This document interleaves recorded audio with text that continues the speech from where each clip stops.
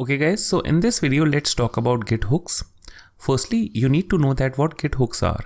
Basically they are scripts that run automatically at every time a particular event occurs inside your Git repository.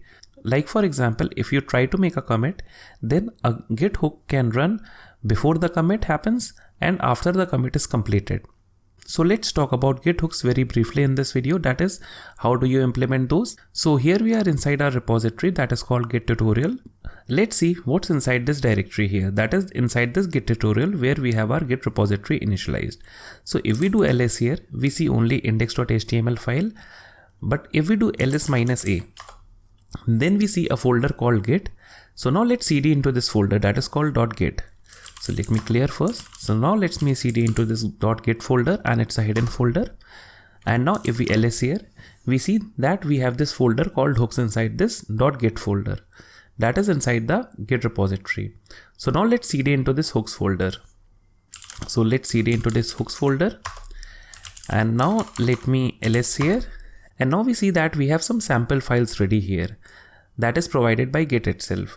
So now let's have a look at one of the sample files here. So let's have a look at this pre-commit sample here. And basically the name of this sample file means is that this hook will run before the commit happens. So let's see the contents of this pre-commit file. So let's do cat pre-commit. And don't worry, I'll be telling you that how do we see all these files here inside our project folder. So just wait a moment here. So this is what we want to see. And we see here that this is the contents of this file. And basically it's a shell script because it starts with shebang and bin bash and the shell is sh and not the bash shell. So let's see that how do we create our own scripts here. So before doing that, what I'm going to do, I'm going to make this hooks folder available or this .git folder available inside our project here inside VS Code.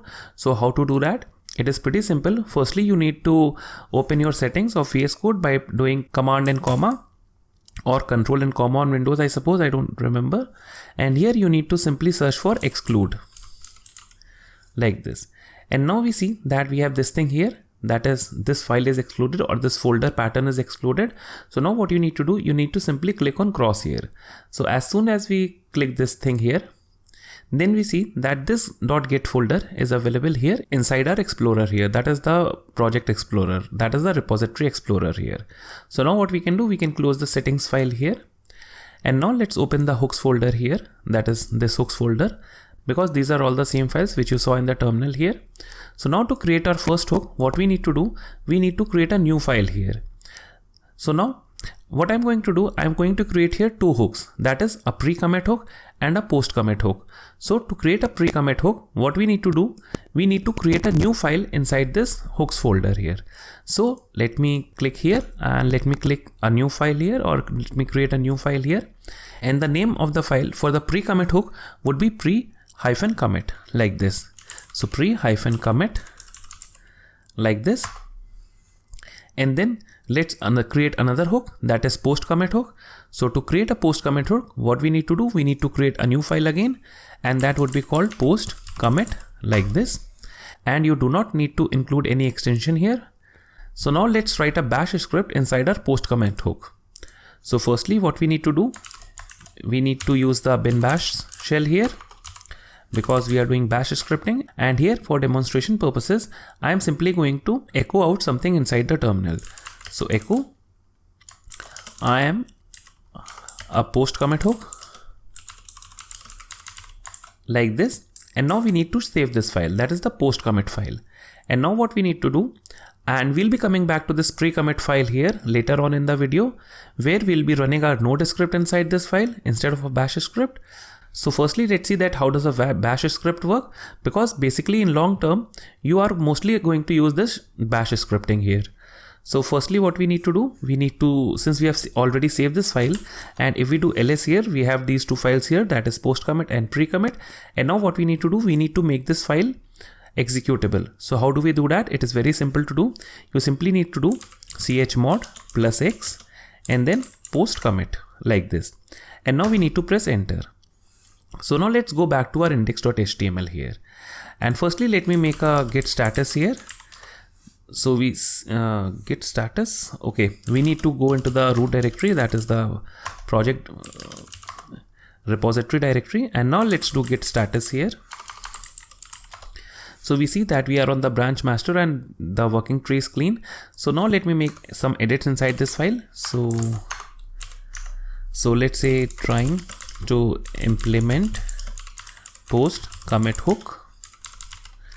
So now let's save this file and let's quickly make a commit here. So firstly we need to add the file to the staging area, and now we need to commit this file. So what can we do? We can simply say git commit -m, and what the message would be, so post commit hook.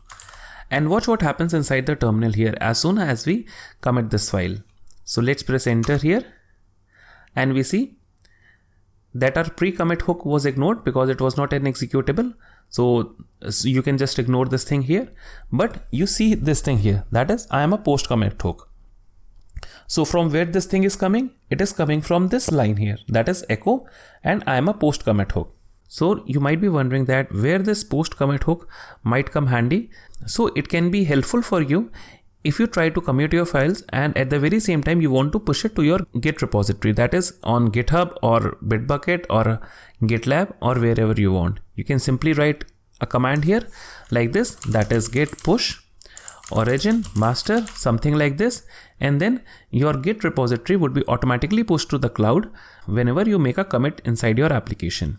So now let me remove this line from here, and now let me save this file again, and now let me close this post commit file, or let me open this pre-commit file. And here we'll see that how do we run a node script inside this pre-commit file. So firstly we need to get the path of node. So to get the path of node, what we can do, we can simply say which node like this, and we see that this is the path of the node executable. So let's copy this path from here, and now let's go inside this pre-commit file here, and here what we need to do, we need to again do shebang like this, and then we simply need to paste this node executable file here, or the path to the node executable file. And here what we can do, we can simply make a console log statement because now we are in the node environment. So console.log, and here what we can say that I am a pre-commit hook like this, and here we can also pass in new date like this because this is a node environment. So now let's save this file, that is pre-commit. And now what we need to do, we need to again make this pre-commit file executable. So what we can do that very easily. First we need to cd into the git folder, then into the hooks folder like this, and now we need to make this file executable, that is pre-commit. So let's make it executable. So chmod +x pre-commit like this, and now let's press enter. So nothing will happen, but your file is executable now. So now let's go back to our index.html, and now let's make another statement here, that is pre-commit using node.js like this.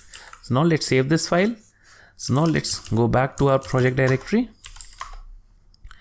and now we have this index.html modify. So let's add it to the staging area, and now let's try to make a commit here. Firstly let me clear out the console. So git commit -m, and then making a commit, and now watch what happens as soon as I press enter.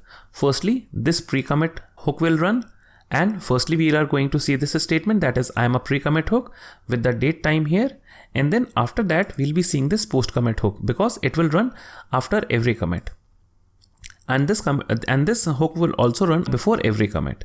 So now let's make this commit here. Let's press enter here, and we see here that we are getting two statements. Firstly I am a pre-commit hook, and we get this date and time that is coming from this new date thing here. And then I am getting this thing here, that is I am a post commit hook, which is coming from our bash script. So this is how you use hooks inside your Git repository. Though it's a very brief video and there is a lot you can do with Git hooks, but for now you have a basic idea that how to use hooks inside your Git repository. So in the next video we'll be talking about GitHub, that how do you create a repository there in the cloud, and then how do you push your repository on your local system to the remote system. So that's what we are going to do in the very next video. So see you until then.